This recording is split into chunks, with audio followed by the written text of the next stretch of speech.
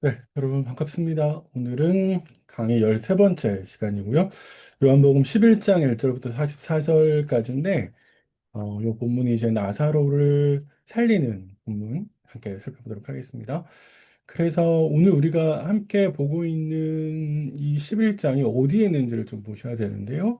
11장부터 20장까지 이렇게 본문 보시는 것처럼 흘러가고 있습니다. 예수님의 두 번째 사역이라고 제가 표시를 했고요. 그래서 여기 두 번째 사역은 그 표적, 제가 이제 요한복음 강의 시작하면서 맨 처음에 말씀드렸었는데, 예수님께서 십자가를 향해서 가시는 사역. 그래서 예수님께서 십자가를 지시고 부활하시는 것을 제가 그 표적이라고 말씀을 드렸었고, 그 표적을 향해서 가고 계시다라고 하는 것을 암시하는 게 11장과 12장의 이야기라고 저는 생각합니다. 그래서 학자들마다 약간의 논쟁이 있어요. 11장과 12장이 어디에 붙냐? 10장과 붙어야 되냐? 아니면 13장과 붙어야 되냐? 이하와 붙어야 되냐? 하는 것에 대해서 약간의 논란이 있는데, 11장과 12장은 제가 생각할 때, 새롭게 시작되는 거라고 보시는 게 더 좋을 것 같습니다. 왜냐하면 일괄되게 예수님의 죽음에 대해서 직접적으로 암시하고 보여주고 있고 또 준비하는 내용들이 계속 이어지거든요. 그런 면에 있어서 붙이는 게 좋겠다라는 생각이 들고요. 13장부터 17장은 예수님께서 그것을 자신의 죽음을 예비하시면서 제자들을 가르치시는 것. 그래서 최후에 만찬하시고 고별사를 하시고 그리고 자신을 위해서 기도하신다라고 볼 수 있고요. 세 번째 18장부터 20장은 그 표적, 예수님께서 십자가를 지시고 순환당하시고 부활하시는 장면까지 이어져 있습니다. 자, 이렇게 해서 11장부터 20장까지가 구성되어 있다. 이렇게 보시면 되겠습니다. 네, 오늘 우리가 함께 보는 11장부터 12장 50절까지는 어떻게 되냐면 크게 이제 세 개의 단락으로 구성되어 있는데요. 첫 번째 11장 1절부터 44절은 예수님께서 나사로를 살리시는 장면을 쭉 길게 묘사하고 있습니다. 근데 이제 두 번째 11장 45절부터 12장 36절까지는 나사로의 되살아남이 오히려 예수님의 죽음을 재촉하게 돼요. 그래서 표면적으로 보면 종교 당국이 예수님을 죽이려고 결정하는 장면들이 이어지고 있고, 그 결정 뒤에 예수님께서는 오히려 피하지 않으시고 예루살렘으로 입성하시면서 당신의 죽음이 임박했고 그 죽음이 가져올 결과가 무엇인지를 이제 쭉 설명하는 것이 12장 36절까지 되어 있습니다. 그리고 마지막에 나사로가 살아났고 그리고 예수님의 죽이려고 하는 이 모든 결정을 하는 유대인들에게 왜 유대인들이 이렇게 예수를 믿지 않았냐라고 하는 것을 요한의 목소리를 통해서 그리고 예수님께서 그들에게 어떤 심판이 주어질지를 생생하게 말씀하시는 걸로 두 단락이 마지막에 마무리를 하는 역할을 하는 것처럼 보여요.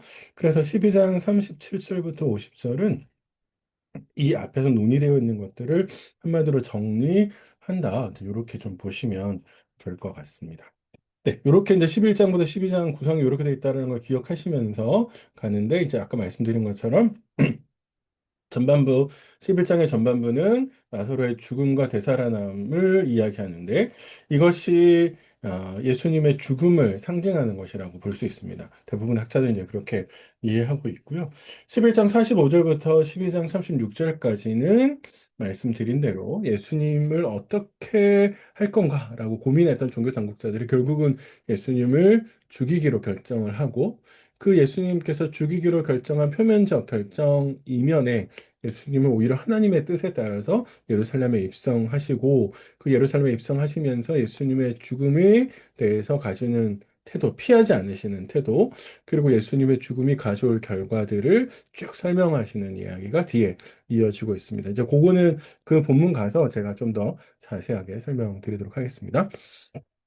자, 오늘 본문 1절과 2절을 한번 보시죠. 어떤 병자가 있었습니다. 라고 이야기를 하면서 베다니에 삽니다. 라고 이야기를 하고 그 베다니에 살고 있는 마리아와 마리아에 대해 설명을 하고 마리아와 나사로를 관계를 쭉 설명하는 이런 방식으로 문장이 재미있게 구성되어 있습니다. 베다니라고 하는 요 곳은요. 예루살렘에서 그러니까 오른쪽 밑으로 한 3km 거리에 있는 곳이거든요. 요 베다니는 우리가 1장 28절 혹은 10장 40절 42절에 예수님께서 예루살렘 아니 세례 요한이 세례 베풀던 곳으로 다시 돌아갔습니다라고 할 때 나오는 곳, 그것도 베단이라고 이제 우리 번역을 해놨는데 거기하고 좀 구분돼야 되는 곳이에요. 지금 예수님께서 예루살렘에서 이야기하는 것하고는요, 예루살렘에서 요 베다니는 지금 3km 떨어져 있지만 예수님께서 계시는 베다니는 약 150km 정도 떨어져 있어요. 예, 그러니까 사흘 꼬박 열심히 걸어야 갈 수 있는 거리가 되거든요. 그래서 그걸 좀 기억해 두셔야 앞으로 본문 이해하시는데 좋으실 것 같아요.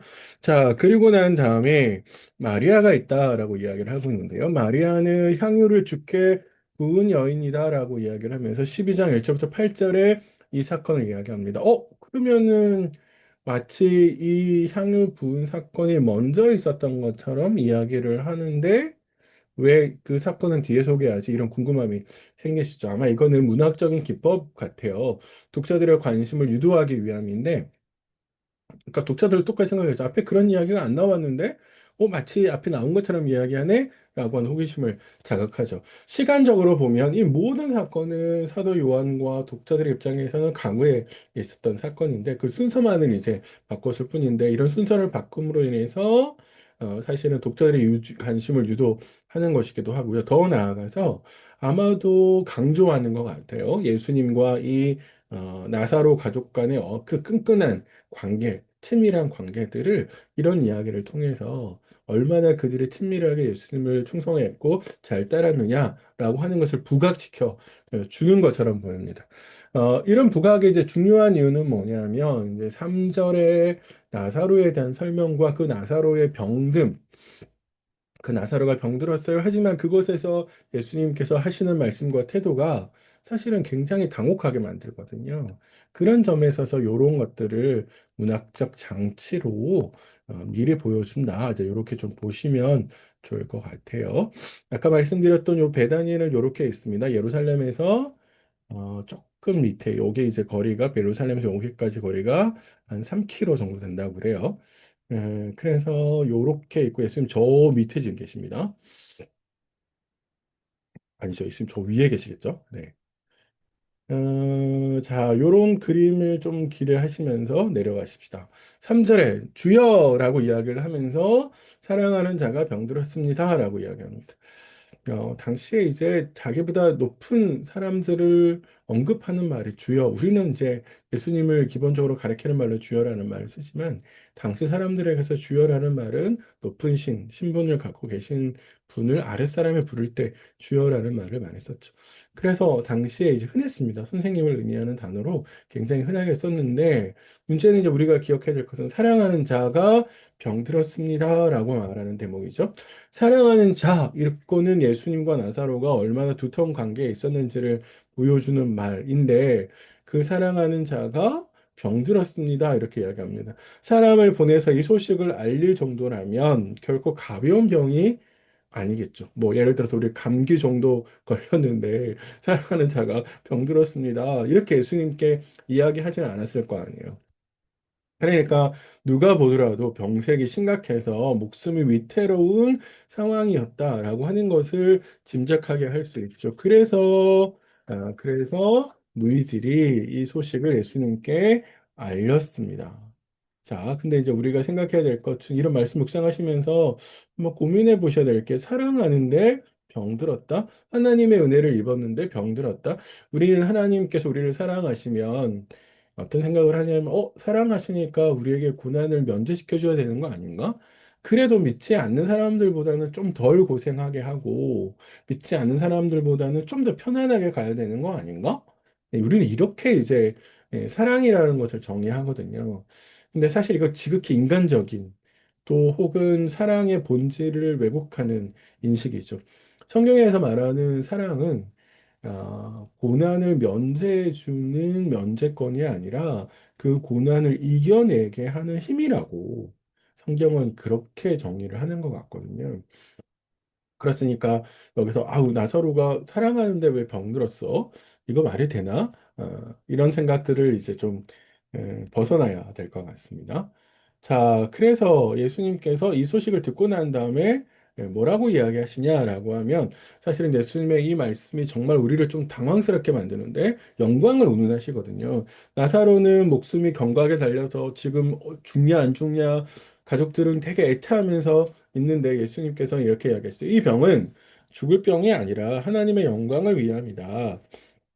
하나님의 아들의 이로 말미암아 영광을 받게 하려 합니다. 이렇게 이야기합니다. 이 얼핏 보면 이거 9장 3절에 혹시 기억나세요? 앞을 보지 못하는 사람이 있었죠.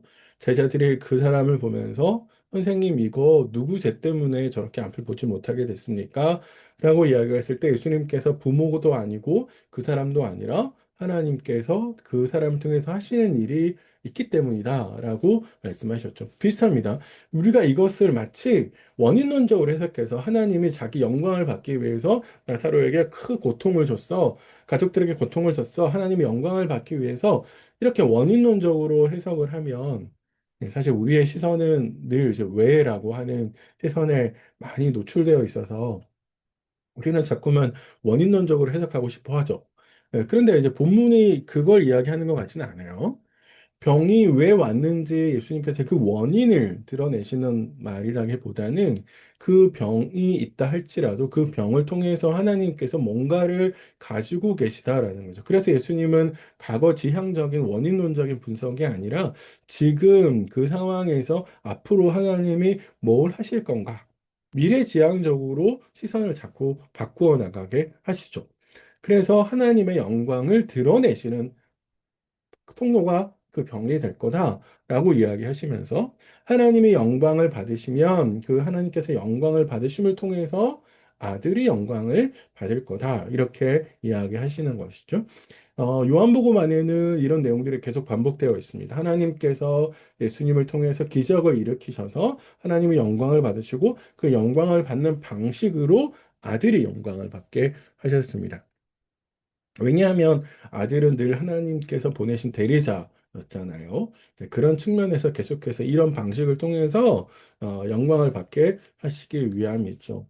자, 그런데 여기까지 그래? 뭐 하나님께서 그렇게 하실 수 있지라고 이제 생각하실 수 있는데 그 다음에 예수님께서 하시는 행동이 잘 이해가 안 돼요. 한번 보세요. 5절과 6절을 보시면 예수께서 본래 마르다와 그 동생 나사로를 사랑하셨는데 나사로가 병들었다함을 들으시고 그 계시던 곳에 이틀을 더 유하셨다. 이렇게 되어 있습니다. 제가 더 한 가지 더 염장칠 수 있는 이야기를 해드리면 6절 앞에 그러므로가 있어요. 우리 이제 개역 개정은 생략했는데 6절 헬라어에 그러므로라는 말이 있습니다. 사랑하셨어. 그러니까 그러므로 이틀을 더 머무셨어. 이렇게 이야기하죠. 우리는 사랑하는 것만큼 서둘러야 된다고 생각하잖아요. 사랑하는 것만큼 빨리 가셔야지. 사랑하는 것만큼 걸음을 재촉하셨어야지. 왜 도대체 머무시는 건가? 도대체 예수님의 이런 행동을 어떻게 우리가 이해할 수 있나? 이게 진짜 어렵고 힘들다. 이렇게 생각하실 수 있죠. 당연합니다. 저도 그럴 것 같아요. 제가 마리아나 마르다의 입장에 있으면 소식을 전했음에도 불구하고 이틀을 더 머무르고 그리고 결국 오빠가 죽은 것을 알게 되면 너무 화가 많이 날 것 같아요. 너무 많이 화가 날 것 같습니다. 근데 이제 예수님의 생각이 사실 우리의 생각과 다르고 우리의 생각은 뭐라 그럴까요? 약간 바둑이나 장기에서 보면 하수에 가깝죠. 앞에 몇 점만을 생각하잖아요. 그런데 고수들은 돌 몇 개를 통해서 판 전체를 읽어내잖아요. 그게 고수죠. 하나님께서 하시는 일들이 그렇습니다. 사실 우리가 하수이기 때문에 수를 내다보지 못하기 때문에 하나님께서 하시는 일들의 더 큰 그림을 그리지 못해서 이해하지 못해서 사실 예수님의 행동을 오해하는 거거든요. 여기도 마찬가지인 것 같습니다. 하나씩 차근차근 생각해 보시면 5절에 사도 요한이 우리에게 사랑하셨다는 말을 해주는 이유는 뭐냐면 4절에서 예수님께서 이거 하나님의 영광을 나타내길 통로가 될 거야 이렇게 이야기하시면서 굉장히 차갑게 느껴질 수 있잖아요. 사랑하지 않으셨나? 그들만 일방적으로 사랑한 건가? 네, 이렇게 생각하실 수 있는데, 그렇지 않습니다. 이제 그걸 아니라고 이야기하는 데서 사랑하셨다, 이렇게 이야기를 해주는 거고요. 그런데 사랑하셨기 때문에 이틀을 더 머무신다? 이거는 어떤 이야기일까라고 생각해 보시면, 힌트는 15절에 있어요. 그리고 나중에 가면 43절에도 있는데요. 요 두 개 구절, 15절도 그렇고 43절도 그렇고 요 두 개의 구절에 네. 40, 네, 2절이네요. 죄송합니다. 42절입니다. 15절과 42절에 공이 믿음을 언급하세요. 예수님께서 믿음을 언급하십니다. 어, 믿음을 위해서 어떤 것까라고 이제 생각하실 수 있을 텐데, 만약에요, 예수님께서 곧바로 가셨으면, 나사로가 죽기 직전에 도착하셨을 가능성이 있고, 나사로가 죽기 직전에 예수님께서 도착하셨다면, 나사로가 죽지 않고 살아날 수 있었겠죠. 그러니까 죽음을 경험하지 않았었겠죠. 병을 치유해 주셨을 겁니다. 그건 의심하지 않을 수 있죠. 그렇게 되면, 어떻게 될까요? 이제 제자들이나 사람들의 인식 속에 나사로의 가족들도 마찬가지고 예수님에 대한 인식이 요만큼 되겠죠? 제 그림 그리는 것처럼. 요만큼 된다라고 하는 것은 예수님을 어떤 생각하냐면 치유자 수준으로 예수님을 보는 거죠. 치유자 수준으로. 그치. 예수님은 병을 고칠 수 있는 분이지. 이렇게 생각할 수 있잖아요. 그런데 결과론적으로 보면 지금 예수님은 어떤 일을 하고 계시냐면 치유자가 아니라 생명을 살리는 분이라고 해서 사람들이 예수님에 대한 생각을 어떻게 하냐면 더 이렇게 확장시켜 가시죠. 이만큼이 확장되잖아요. 요만큼이. 예수님은 그걸 믿음이라고 이야기하시는 거죠. 그래서 사실은 예수님에 대한 그들의 인식, 그들의 이해가 치유 정도 하시는 분이라고만 생각하지만, 그러나 실제로 예수님은 치유하시는 분만 아니라 사람들에게 생명을 줄 수 있는 분이다라고 하는 사실을 이 사건을 통해서 알려주려고 하시는 거죠. 그게 하나님의 큰 그림이었고, 그래서 하나님께서 사랑하시기 때문에 이걸 하시는 거죠. 사랑하시니까 그들의 이해를 더 키우고, 사랑하시니까 그들의 믿음을 더 세우려고 하셔서, 그래서 이틀을 더 머무셨다라고 생각할 수 있습니다. 음, 우리가 사랑하는 거랑 하나님이 우리를 사랑하시는 거는 다르죠. 그 목표가 다르죠. 우리는 늘 눈앞에 나의 방식과 나의 때에 하나님께서 들어주시는 것, 그게 사랑이라고 생각하잖아요. 근데 사실 사랑은 룸 서비스가 아니죠. 우리 사실 전화해서 띵동 뭐 해주세요. 이렇게 하나님이 탁 해주셔야 되는 그런 룸 서비스 정도로 우리는 하나님의 사랑을 이해하기 쉽지만, 그러나 사실 하나님의 사랑은 룸 서비스 정도가 아니거든요. 그런 거 아니죠. 하나님은 사실 목표하는 지점이 다르죠. 하나님 우리를 사랑하시니까 그분이 태초에 계획하셨던 거룩한 백성으로 만들어 가시는 걸 위해서 주어진 상황과 환경을 이용하고 계신 거죠. 그러니까 사실 우리의 믿음이 더 성장하기 위한 간격, 그래서 내가 원하는 때와 하나님이 하시는 일 사이에 간격이 발생할 수밖에 없고, 그래서 우리는 그 하나님의 방식을 기다리고 또 하나님의 방식을 따라가기 위해서 우리에게 철저하게 인내가 필요합니다. 근데 사실은 사람들은 인내를 힘없는 사람, 약자의 어쩔 수 없는 선택이라고 정의 내리지만, 성경은 인내를 하나님을 신뢰하는 백성들이 보이는 첫 번째 반응, 보여야 되는 첫 번째 반응, 뭐 약간 이런 식으로 설명을 합니다. 우리 야고보서도 그렇게 하고요. 또 다르죠? 하나님을 신뢰할 수 있다면 인내할 수 있어요. 기다릴 수 있어요. 그러니까 사실 우리에게 필요한 것은 요 간격이 생겼을 때, 그 안타까운 고통의 시간이 생겼을 때 우리에게 필요한 것은 바로 인내다라고 하는 것을 이제 기억할 필요가 있습니다. 네. 좀 길게 설명을 드렸어요. 이게 되게 오해되는 본문이어서 이렇게 좀 길게 설명드렸습니다. 자, 그리고 난 다음에 예수님께서 제자들에게 요청합니다. 나사로가 잠들었으니까 이제 유대로 가자라고 이야기합니다.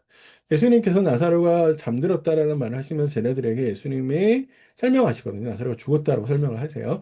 그러니까 나사로가 죽었다는 걸 아시고 난 다음에 유대로 가자라고 말씀하시는 것은 철저하게 나사로가 죽기까지 기다렸다라기보다는 하나님께서 가라라고 하시는 사인을 주실 때까지 기다리셨다라고 생각하는 게 더 좋겠습니다. 그래서 예수님은 철저하게 하나님께서 허락하실 때 하나님의 때를 쫓아서 움직이고 행동하고 사역하고 계신 거죠. 당연합니다. 왜냐하면 하나님은 보내신 분이고 예수님은 보내심을 받는 분이기 때문에 보내신 분의 의도와 뜻을 잘 살려서 가야 되는 게 당연한 것이죠. 자, 그런데요. 제자들이 반대합니다. 방금도 사람들이 치려고 하는데요. 우리 어떻게 가요? 이렇게 이야기합니다. 제자들의 시선이 되게 현실적이죠. 제가 여기서 말하는 현실적이라고 하는 것은 허무맹랑한 이야기나 불신앙이나 이런 것이 아니라 지극히 당연하고 합리적이라는 판단을 내리고 있다라는 의미예요. 왜냐하면, 얼마 전에 예수님과 제자들은 수전절날 예루살렘을 방문해서 예수님의 말씀을 인해서 신성모독이야! 이렇게 유대인들의 이야기하는 걸 듣고 그러면서 사람들이 돌로 치료했거든요. 예수님 곁에서 제자들이 돌 팔밀질을 당할 뻔했거든요. 그들의 목숨을 잃을 뻔했어요. 그러니까 그런 예루살렘으로 다시 가자라고 하시는 것은 어떤 거예요? 자살하러 가는 거죠. 마치 죽으러 가는 거죠. 그러니까 제자들의 입장에서 보면 합리적으로 이거 말이 안 되는 이야기인데 라고 생각할 수 있죠. 너무 당연합니다. 사실 우리가 제자들이었다면 어떻게 반응하셨을 것 같아요? 우리도 마찬가지로 저는 반응했을 것 같거든요. 그런데 한 가지 우리가 생각해야 될 건 뭐냐면, 어? 제라들의 이런 반대가 예수님도 동의하고 계신가? 라고 하는 점입니다. 예수님은 제라들의 생각을 반대하시면서 왜 지금 가야 되느냐라고 하는 그 이유를 9절과 10절에 이야기하세요. 낮과 밤이라고 하는 이미지를 가지고 설명을 합니다. 당대에는 우리처럼 시간이 세분화되어 있지 않아서요. 낮은 해가 떠서 해가 지기까지예요. 해가 떠 있는 시간 동안에는 일을 할 수 있는 시간이고, 해가 없는 시간은 밤이고, 밤은 일을 할 수 없어요. 그런데 낮과 밤이라고 하는 것을 가지고 예수님께서 어떻게 이야기하시냐면, 당신께서 하나님의 소명을 받아서 일을 해야 되는 시간을 낮이라고 하는 말로 담았고, 밤은 예수님께서 십자가를 지셔서 더 이상 일을 할 수 없는 상황을 이야기합니다. 자, 그러니까 위험한데, 위험하지 않다는 게 아니라 위험함에도 불구하고 지금 낮이잖아. 하나님께서 나에게 주신 소명을 감당해야 될 때잖아. 내가 하나님의 일을 감당하는 그 낮 동안에는 어떻게 해요? 하나님께서 우리를 어둠으로부터 혹은 위험으로부터 우리를 보호해 주실 것이기 때문에 그래서 우리가 사역을 피하는 건 옳지 않아. 사역을 중단하는 것은 옳지 않아. 라고 이야기하시면서 가야 된다라고 설득하시는 것이죠. 그러니까 사실 두 가지 시선이 교차하고 있죠. 예수님께서 보시는 시선과 예수님께서 생각하시는 것과 집중하시는 것과 제자들이 집중하고 있는 것에 차이가 있습니다. 제자들은 지극히 그들이 살아가고 있는 현실을 이제 그리고 있죠. 네. 이 현실이 틀렸다는 게 아닙니다. 제자들이 살아가는 현실이 있죠. 우리도 살아가는 현실이 있잖아요. 그러나 예수님은 그 현실뿐만 아니라 더 크게 뭘 봐야 된다라고 이야기하시냐면 하나님 나라의 현실을 봐야 된다라고 이야기하시죠. 네, 하나님 나라. 사실 우리의 어떤 판단과 결정과 기준이 지극히 현실적인 것에 매몰되어 있으면 안 되죠. 왜냐하면 성도는 땅에 발을 딛고 살아가는 사람이지만 동시에 하늘을 향해서 시선을 두고 살아가는 사람이잖아요. 그래서 바울이 빌립보서에서 우리의 시민권은 하늘에 있어요라고 이야기하잖아요. 그게 성도의 정체성이거든요. 그래서 우리가 뭔가를 판단할 때, 우리가 뭔가를 결정할 때, 이게 하나님 뜻에 부합하냐, 이게 지극히 현실적인 거냐, 사람들이 다 그렇게 중요하게 생각하느냐, 그런 가치를 따지는 것이 아니라 하나님 뜻에 부합하냐. 그래서 우리의 시선을 좀 더 확장해서 하나님께서 이걸 동의하고 계신지를 묻는 그런 차원이 돼야 되는 거죠. 자, 그래서 나사로가 잠들었다라고 이야기하시면서 이야기하는데 제자들은 예수님께서 하신 요 말씀을 오해하십니다. 제자들을 설득하고 난 다음에 나사로가 잠들었어. 사실 잠들다 말은 죽음의 완곡어법이거든요. 죽은 사람에 대해서 완곡하게 표현합니다. 그게 이제 쓰는 말인데 제자들은 사실 액면 그대로 받아들입니다. 그럴 수밖에 없겠죠. 왜냐하면 예수님은 하나님으로부터 나사로가 죽었다라고 하는 사실을 전해 들었지만 제자들은 전해 듣지 못했거든요. 그래서 잠들었다. 진짜 자고 있나 보다. 진짜로 큰 병이 아니라 자는 정도라면 진짜 괜찮겠네. 라고 생각할 수 있는 거죠. 사실 요한복음에 자주 등장하는 오해인데 예수님께서 그 오해를 수정해 주시죠. 나사로가 죽었어. 사실 그래서 잠든 게 아니야. 잠들었다라고 표현한 것뿐이야 라고 이야기하면서 더 나아가서 15절에 내가 거기에 있지 아니한 것을 너희를 위하여 기뻐해. 아까 말씀드린 것처럼 그곳에 있었다면 나사로의 죽음을 막았을 거고 그리고 다시 살리시는 기적, 예수님에 대한 이해를 확장시키는 것. 그래서 그 이해를 확장시키는 걸 통해서 여자들의 믿음의 지평이 넓어질 수 있는 기회가 없었겠죠. 그런데 그곳에 없어서 아직 가지 않아서 그래서 제자들을 통해 제자들에게 나사로를 살릴 수 있는 이적을 행할 수 있는 분이라고 하는 사실을 보여줄 수 있어서 기쁘다라고 이야기하시는 거죠. 이렇게 보면 사실 예수님 말씀 속에서 믿음이라고 하는 걸 우리가 추론해 볼 수 있을 것 같아요. 이제 저는 믿음이라고 하는 걸 크게 두 가지 요소가 있다고 생각하는데 하나는 이해예요. 하나님이 누구시냐? 예수님이 누구시냐? 무엇을 하실 수 있는 분이시냐? 도대체 어떻게 일하시느냐라고 하는 것을 이해하는 것. 어, 그것을 이해할 수 있다면 그에 대한 합당한 반응을 보일 수 있다고 생각해요. 이 두 가지 요소가 신약 성경에서 말하는 믿음의 모습인 것 같아요. 그래서 예수님께서 어떤 분이신지를 이해하게 되면 예수님께서 병을 고치실 뿐만 아니라 사람을 살리시는 분이구나라고 하는 이해의 지평이 넓어지면 당연히 그분께서 하시는 말씀도 말씀에 대한 우리의 반응도 넓어질 수밖에 없겠죠. 넓어져야 되는 거죠. 네, 그게 바로 믿음이다라고 이야기할 수 있겠습니다. 자, 그래서 예수님께서 그에게로 가자라고 하시면서 제자들을 설득하셔서 갑니다. 근데 이제 여기 우리가 흔히 그러니까 의심의 대명사로 생각하는 도마가 갑시다 이렇게 이야기를 합니다. 우리는 흔히 도마라고 이야기하면 못 믿겠는데요. 보여주세요. 이렇게 해서 의심의 대명사라고 생각하는데 여기에 나와 있는 도마는 다른 제자들에게 이야기를 하면서 주와 함께 죽으러 갑시다라고 이야기를 하면서 굉장히 용감한 사람으로 등장하죠. 물론 상황 판단을 잘 못해서 앞뒤 말이 뭔지를 몰라서 뭐라 그럴까요? 이제 약간 우리 무식하면 용감하다 이렇게 이야기하잖아요.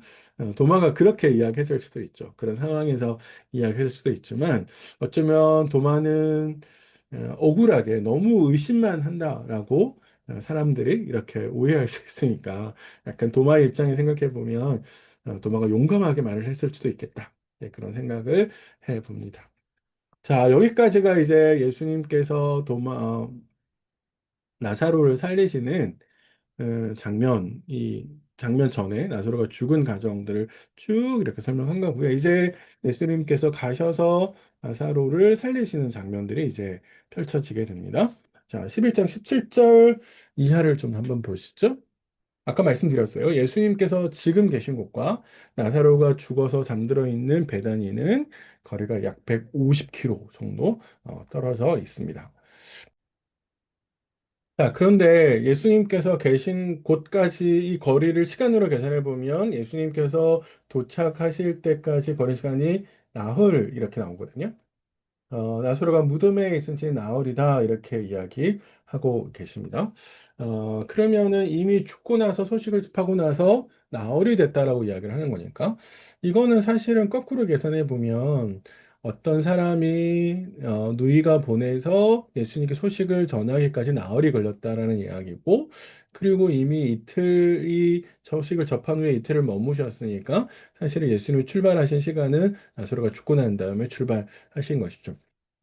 우리가 이거 중요하게 생각하면 여기서 이미 무덤에 들어가는 나흘이다라고 사도 요한이 우리에게 언급하고 있는 이유가 있어요. 당시에 어떤 사람이 죽으면 그 죽은 사람이 영혼이 몸을 나와서 다시 그 몸으로 들어가려고 하는데 이게 당시에 민간 신앙이었어요.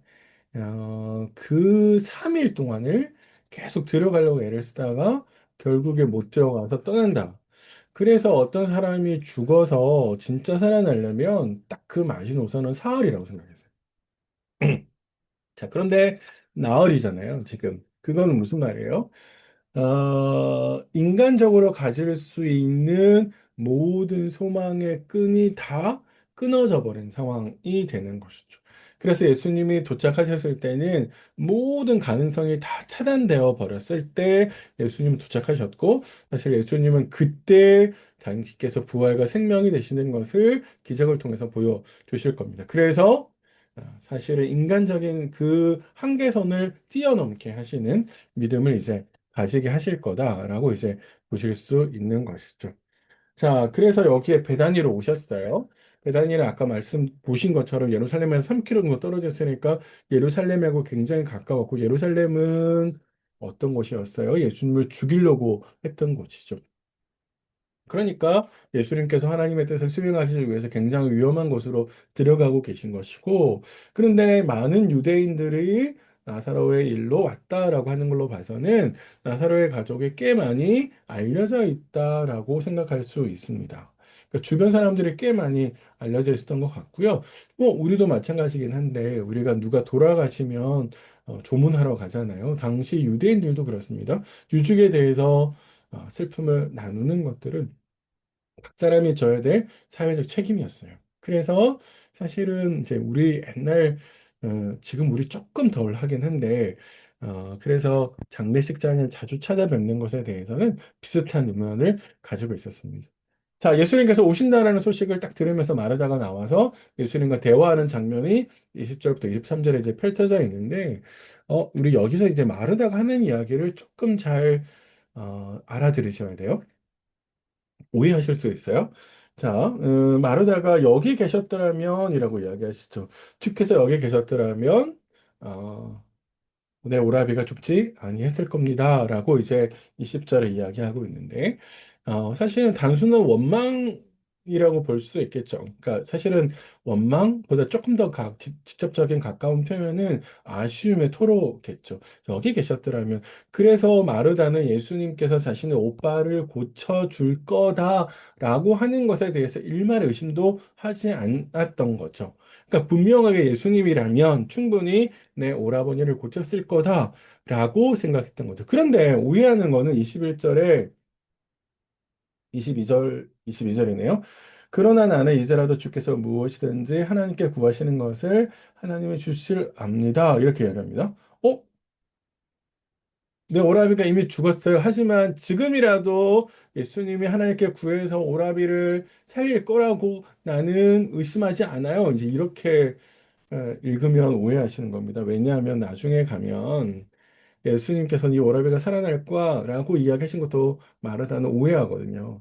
그리고 나서 예수님께서 무덤의 앞에 가로막았던 돌을 옮겨 놓으라고 했을 때 만약에 이 모든 것들을 확신했다면 마르다의 반응은 의심하지 않고 뭐 옮겨놨어야 됐는데 죽은 지 나흘이라서 냄새가 너무 나요 라고 이야기하면서 예수님께서 말씀하신 걸 제대로 못 알아들었거든요. 그러니까 예수님께서 나사로를 살릴 거에 대한 생각이 없는 거죠. 그래서 이 말씀을 그렇게 읽으면 안 된다는 겁니다. 22절에 있는 이야기를요. 22절에 있는 이야기는 지금이라도 오빠를 살릴 거예요 라고 하는 이야기가 아니라 비록 선생님이 여기 계시지 않아서 내 오라비가 죽었지만 그러나 선생님과 하나님 사이의 그 친밀함에 대해서는 내가 의심하지 않아요. 당신에 대한 내 신뢰는 흔들리지 않아요. 22절은 그런 이야기를 하는 거죠. 오빠가 돌아가셔서 너무 아쉽긴 하지만, 그러나 당신에 대한 내 신뢰는 흔들리지 않을 겁니다. 라고 이야기하고 있는 거죠. 자, 그런데 예수님께서는 그 아쉬움의 토로를 보면서 네 오라비가 살아날 거야. 이렇게 이야기하십니다. 예수님께서 말씀하시는 지금이 중요한 거죠. 지금 네 오라비가 살아날 거야. 말씀의 뉘앙스 속에서는 지금이라는 단어가 직접 표현하지 않았지만 뉘앙스 속에 충분히 그런 이야기를 할 수 있죠. 다시 한번 마르다는 예수님의 이 말씀에 대해서 오해합니다. 물론 부활할 때에는 마지막 때 그때가 언제인지 모르겠지만 부활할 때에는 내가 아우라비가 살아날 거라고 생각합니다. 당시에 유대인들은 부활에 대해서 인식하고 있었거든요. 대중들이 부활을 있다라고 생각했습니다. 그건 누구의 영향을 받은 거냐면 바리새인들의 영향을 받은 것이고 반대로 사두개인들은 부활이 없다라고 주장했죠. 왜냐하면 그들이 신봉하는 모세 오경에서는 부활을 직접적으로 언급하고 있지 않기 때문에 부활을 믿지 않았습니다. 자, 그런데 예수님께서 뭐라고 이야기하시냐면 마지막 때가 아니야. 지금이야. 라는 말씀의 뉘앙스를 가지고 나는 부활과 생명이다. 라고 이야기했어. 나는 부활이요 생명이니 나를 믿는 자는 죽어도 살겠고 무릇 살아서 나를 믿는 자는 영원히 죽지 아니하리라. 이것을 네가 믿어? 라고 이야기하십니다. 예수님 자신이 누군지를 계시해 주는 거죠. 뭐 어떤 분이에요? 예수님은 부활을 일으키시는 분이고, 부활한 사람이 영원토록 살아갈 수 있도록 그 안에서 생명이 되어주는 분이시다라고 마르다에게 지금 인식하면서, 그래서 오라비처럼 살아서 나를 믿는 사람들은 결국은 부활하게 될 거고, 살아서 믿는 자들도 계속 생명을 누리게 될 거야. 라는 이야기를 해주시면서 강조점은 어디에 있냐면 지금 내가 너 오빠를 살릴 거야 라고 이야기하시면서 예수님이 진짜 사람들 안에 생명이 되어 주신다라고 하는 사실을 증명해 보이시려고 하는 것이죠. 그래서 마지막에 네가 이걸 믿어? 라는 말은 내가 지금 나사로를 살릴 거라고 하는 걸 너 믿을 수 있어? 내가 그만한 능력이 있다라고 하는 것을 너 믿을 수 있어? 내가 생명을 줄 수 있는 사람으로 그런 존재로 있다는 걸 너 믿게 되니? 라고 이야기합니다. 예수님께서 이렇게 막 쏘아붙이듯 질문하시니까 그렇습니다 예수님이라고 말하다가 고백하죠. 주여 그러하여다 주는 그리스도시요 세상에 오신 하나님의 아들이신 줄을 내가 믿습니다. 사실 이게 마르다의 고백이 너무 멋지죠. 마르다의 고백이 멋지긴 한데 하지만 39절에서 마르다가 자신이 담고 있는 그리스도가 어떤 능력을 갖고 계신지에 대해서는 정확하게 이해하지 못했다라고 하는 것이 드러납니다. 아까 말씀드린 것처럼 마르다는 돌을 옮겨 놓으라고 하신 예수님의 말씀에 대해서 불평하고 있거든요. 음, 마리아의 가서도 마찬가지긴 한데, 우리는 다 같이 생각의 한계를 가지고 있죠. 음, 우리는 내 생각 안에, 그리고 그 한계 안에 하나님을 가두죠. 그래서 내가 불가능할 거라고 생각하는 것, 그 틀을 가지고 하나님도 불가능할 거다라고 생각하고, 우리 마르다가 자신의 생각 안에서 사람을 살리는 건 불가능하지라고 하는 인식을 가지고 예수님을 봐서 예수님도 그건 안 돼라고 생각해서 예수께서 이런 오해를 하고 믿지 못하고 있는 거잖아요. 저는 신앙은 그 생각을 하나씩 하나씩 깨쳐가는 거라고 생각해요. 내가 가지고 있는 기본 틀이 있거든요. 그리고 나이가 들어갈수록 그 틀은 강화돼요. 하지만 신앙은 그 틀을 깨는 거예요. 그래서 늘 유연한 태도가 필요합니다. 하나님께서 하실 수 있는 모든 일들 안에서 사실 못 하시는 게 없으시잖아요. 그래서 내 생각을 그 하나님께 맞추어 가야 되는 거죠. 내 생각 안으로 하나님을 맞추는 것이 아니라 하나님이 하시는 일들을 통해서 내 생각을 깨치고 넓혀 나가는 것이 필요하다라고 이야기를 합니다. 자, 마르다 다음에 이제 마리아도 나오는데 선생님이 너 찾아라고 이야기하면서 마르다가 마리아를 불러오죠. 그리고 마리아를 예수님께서 만나십니다. 아마 예수님의 목표하시는 것은 마르다도 그렇고 마리아도 그렇고 나사로의 가족들을 사랑하셨다라고 하기 때문에 그들의 믿음을 세울 기회를 계속 가지려고 생각하시는 것 같아요. 그래서 사실은 예수님께서 마을 안으로나 집으로 오시는 게 아니라 마을 어귀에서 계속해서 마르다와 마리아를 불러내시잖아요. 왜 그러셨을까? 근데 저는 생각하는 것 중에 하나가 여기 마을이라고 생각해 보면 그림을 잘 못 그려서 죄송해요. 네. 사람들이 막 있어요. 이렇게. 근데 이때 있는 사람들이나 사람들의 생각 속에는 슬픔이 가득 차 있잖아요. 그때 당시에는 누가 돌아가시면 애곡하는 사람들을 2명 이상 부르게 돼 있는 게 문화였대요. 그러니까 계속해서 울음소리가 들리고 그 울음소리는 나사로가 살아날 거에 대한 가능성을 다 지워버리는 거잖아요. 계속해서 슬픔의 틀 안에 가두는 거잖아요. 그러니까 저는 예수님께서 마르다도 바깥에서 만나시고 그리고 마리아도 바깥에서 만나려고 하시는 게 이 슬픔의 틀 속에서 안 된다라고 하는 불가능한 그 틀 안에서 두 사람을 깨우쳐 주기 위해서 계속해서 바깥으로 불러내시는 거 아닌가? 그걸 상징적으로 보여주는 거 아닌가? 지금 그런 생각을 네, 해봤습니다. 네. 자, 마리아도 똑같이 마르다처럼 아쉬움을 토로하죠. 똑같이 생각하는 거죠. 마리아도 예수님이라면 충분히 오빠를 살릴 수 있을 건데 라고 하는 아쉬움을 토로합니다. 그러나 그곳이 바로 마리아의 한계이기도 하죠. 오빠가 죽었다면 그 죽음 이후에도 예수님께서 살릴 수 있는 능력이 있다라고 하는 것을 예수님은 보여주고 싶은데 사실 어떻게 하고 있어요? 마리아는 그것을 이해하지 못하죠. 예수님께 그러한 능력이 있다라고 하는 것을 생각하지 못하죠. 그래서 마리아도 울고 같이 있는 사람들도 막 웁니다. 당연하겠죠. 사랑하는 사람이 죽었고 그리고 그 죽은 사람을 아파하는 사람을 보면서 또 마음이 아프고 그래서 인간적인 눈물을 흘리는 건 너무 당연한데 근데 이제 그 모습을 보시면서 예수님께서 보여주는 반응이 되게 조금 이해하기 어려워요. 33절에 보시면 예수께서 그가 우는 것과 또 함께 온 유대인들이 우는 것을 보시고 심령의 비통이 여기시고 불쌍히 여기셨습니다라고 이야기합니다. 이제 제가 어렵다라고 말씀을 드렸던 이유는 뭐냐면 두 가지 감정이 예수님 모습 속에서 교차하기 때문이에요. 마리아도 울고 마리아와 함께 온 유대인들도 울었는데 그 모습을 보시면서 예수님 한편으로는 굉장히 분노하신 거고 한편으로는 굉장히 마음 아파하신 거거든요. 그러니까 우리가 지금 개역개정에 비통히 여기다라고 번역한 단어는 분노하다는 뜻이에요. 막 화를 내다는 뜻이거든요. 하지만 반대로 불쌍히 여기다라고 하는 말은 마음이 너무 아파서 연민에 가득 차서 괴로워한다는 뜻이에요.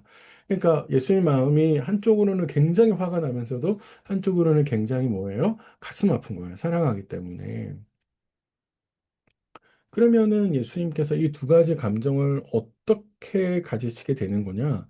왜 예수님이 이 두 가지 감정을 가지는 거냐? 라고 이야기했을 때, 하나님은 세상을 만드시고 난 다음에 그 세상에 있는 사람들이 하나님의 거룩한 백성이 되기를 바랬죠. 그게 에베소서 1장 3절부터 4절, 5절 이렇게 있는 거거든요. 하나님은 신령한 모든 복을 우리에게 주셨는데 그 복은 뭐였냐면 하나님의 흠이 없고 거룩한 아들이 되는 거였다. 이렇게 바울이 설명해요. 그리고 창세기를 봐도 하나님께서 그걸 계획하셔서 당신의 형상대로 사람들을 만들었죠. 그런 이야기가 쭉 이어서 내려오는데 사실은 실상은 인간의 죄를 지었고 그 죄가 사망을 불러 들어왔죠. 그러니까 하나님의 의도대로 가지 않은 세상을 향해서 사람들을 향해서 예수님은 분노하실 수밖에 없는 거죠. 창조주로서. 그런데 그 죽어가고 있고 고통 속에 가득 차 있는 백성을 버려두지 못하고 그 백성을 구원하려고 하시는 하나님의 마음을 이해하게 되면 그 마음 속에 연민이 생기는 거죠. 우리 아이들에게 그런 마음이 똑같이 있잖아요. 아이들이 뭔가를 잘못하면 굉장히 분노하지만 그러나 다시 내가 배 아파서 낳고 내가 고생해서 키운 아이기 때문에 다시 연민의 마음이 생기죠. 그게 부모의 마음이잖아요. 그러니까 아마 예수님께서 보여주시는 이 마음이 지금 부모의 마음으로서 그렇게 가득 차 있는 거 아닌가. 그래서 그 두 가지 마음이 동시에 교차하는 것 사실 우리도 경험하는 거죠.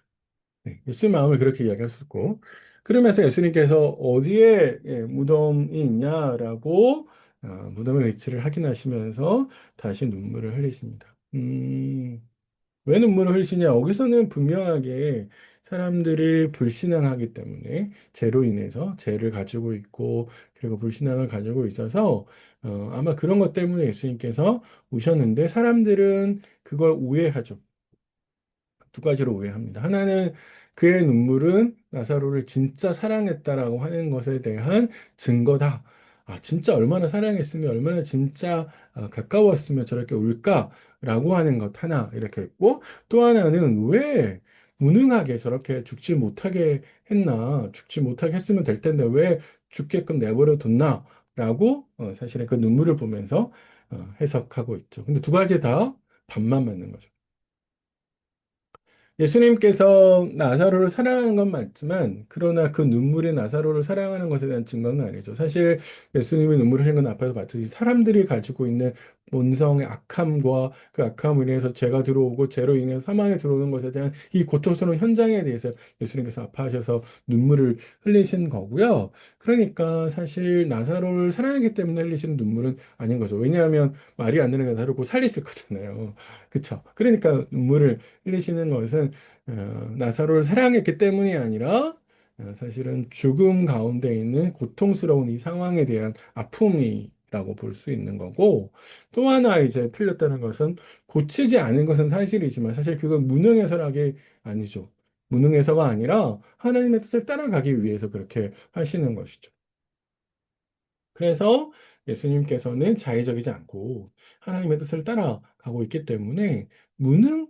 그건 아니다라고 하는 것을 어, 수정해 주고 계십니다. 자, 그러면서 돌을 옮겨 놓으라라고 이야기합니다. 이거 예전에 한번 말씀을 드린 것 같은데 유대인들은 무덤을 이렇게 산 비탈 같은데 이렇게 능선에 만들어서 여기 무덤을 이렇게 파고 들어가요. 파고 들어가서 그리고 여기에다가 시신을 안치하고 여기 앞에를 돌을 이렇게 막아요. 그래서 이 막고 있는 돌을 옮겨 놓으라라고 예수님께서 지금 이야기하고 계신 것이죠. 예수님은 지금 나사로를 살릴 거야라고 이야기를 하고 계신데 마르다는 죽은 지 나흘이에요 라고 이야기하면서 벌써 냄새가 나요. 당연하겠죠. 그래서 사실 마르다가 예수님 말씀을 제대로 이해하지 못했다라고 하는 것을 이야기할 수 있습니다. 이게 마르다의 한계죠. 그녀가 가지고 있는 지식의 한계이기도 하고 이해의 한계이기도 하고 이제 예수님은 그 한계를 깨주려고 하십니다. 그래서 23절부터 26절에 아까 마르다를 만나서 나는 부활이요 생명이니 라고 설명하셨던 그 말씀을 다시 한번 요약해서 이렇게 이야기하십니다. 내 말이 네가 믿으면 하나님의 영광을 보리라 하지 않았느냐라고 이야기하시면서 너 믿어? 이렇게 아까 이야기했던 거 기억나? 라고 이야기하면서 예수님께서 지금 하려고 하시는 것에 대해서 순종하고 따라올 것을 요구하십니다. 사실, 인간이 자신의 생각과 틀을 깨는 게 진짜 어렵죠. 사람이 상식의 선을 넘어가는 게 진짜 어렵거든요. 그래서 초상식으로 가는 게 믿음이잖아요. 비상식으로 가는 게 아니라 몰상식으로 가는 게 아니라 초상식으로 가는 게 믿음인데 사실 우리가 그 틀을 벗어나기가 굉장히 어렵죠. 나사로도 똑같이 마르도 똑같이 그랬을 것 같습니다. 자, 돌을 옮겨 놓으니까 이제 예수님께서 기도하시는데 이거 잘 생각하셔야 돼요. 예수님 이렇게 이야기하세요. 내 말이 네가 믿으면 아니 죄송해요. 아버지여 내 말을 들으신 것을 감사합니다. 이렇게 들으신 것을 감사한다? 그렇게 이야기하신 것은 이미 예수님께서 뭔가를 하나님께 뭐예요? 강구하셨다는 걸 전제하는 거죠. 아, 그러니까 예수님은 이미 하나님께 나사로를 살려줄 것에 대해서 요청했고, 하나님께서 그것을 허락하셨고, 그리고 공개적으로 사람들 앞에서 이것을 보여주고 계신 것이죠. 그래서 예수님께서 42절에 내가 공개적으로 이렇게 하는 것은 사실은 사람들로 하여금 그들을 위함인데 그들이 하나님께서 나를 보내신 것을 믿게 하시기 위함입니다. 라고 이야기해서 사실 이렇게 표적이 가지고 있는 의도죠. 표적은 표적 그 자체가 아니라 표적을 일으키시는 분이 누군지를 가리키는 것. 네, 그래서 예수님께서 누구신지를 보여주는 명백한 증거가 되는 것이죠. 그래서 나사로를 살리신 걸 통해서 진짜 하나님께서 보내신 분이구나라고 하는 것을 인식하게끔 하는 것. 사실 그걸 위해서 예수님께서 이렇게 공개적으로 사람들에게서 자신의 기도를 열고 계신 것이죠. 자, 그래서 예수님께서 나사로에게 나사로가 나오느라 이렇게 명령하시죠. 말씀으로 하십니다. 예수님께서 생명을 주관하고 계시는 분이시라고 하는 것을 보여주고 계시죠. 그래서 우리 요한복음 처음에 시작할 때 태초에 말씀이 계시니라로부터 시작을 해가지고 그 안에 1장 4절에 보면 그 안에 생명이 있었으니 이 생명은 사람들의 빛이다라고 이야기하시면서 예수님께서 사람들의 생명을 주관하시는 분이시다라고 하는 것을 명백하게 이야기하죠. 그래서 예수님의 한마디 말씀에 죽은 나사로가 무덤에서 나옵니다. 44절에 나사로를 설명하는 이 묘사는 나사로가 죽지 않았는데 잠깐 진짜로 잠들었는데 나온다 이런 게 아니라고 하는 것을 명백하게 보여주기 위해서 죽었다라는 표현을 써요. 죽은 자가라는 말을 쓰고 그리고 난 다음에 수족을 배로 동인 채라는 말은 이미 장례를 치른 사람이다라고 하는 것을 보여주는 것이고 예수님께서 그에게 풀어 놓아 다니게 하라고 하신 것은 내가 능력으로 그를 살렸다라고 하는 것을 사람들의 눈에 확인하게 하는 거죠. 그래서 그의 당시에 마리아를 따라서 무덤가로 온 많은 사람들이 예수님께서 하나님의 능력으로 나사로를 살렸다라고 하는 것을 확인하는 증인이 되는 거고 이 증인의 이야기는 12장 17절 이하의 예루살렘에서 증거하는 내용으로 다시 등장하게 됩니다. 자, 그러니까 지금 예수님께서 하신 건 뭐예요? 죽은 나사로를 살리시는 걸 통해서 뭐 하신 거예요? 사람들의 믿음의 확장을 불러일으킨 거죠. 나사로의 가족들, 제자들, 그리고 거기에 있었던 모든 사람들로 하여금 예수님이 누구신지 한층 더 업그레이드돼서 이야기했고 그들의 믿음의 지경을 넓혔다. 이제 이렇게 볼 수 있을 것 같습니다. 요 이제 이 말씀 좀 곱씹으시면서 우리가 하나님께 그렇게 기도했으면 좋겠어요. 하나님 나도 우리도 믿음의 지경이 좀 확장되었으면 좋겠습니다. 이렇게 좀 그렇게 좀 기도하시면 어떤가 하는 생각이 좀 들고요. 그리고 그걸 하기 위해서 우리도 같이 좀 애를 쓰시면 어떤가 저는 이제 그런 생각을 좀 해봅니다. 네, 긴 시간 강의 들으시느라고 고생 많으셨고요. 저는 다음 강의에 뵙겠습니다.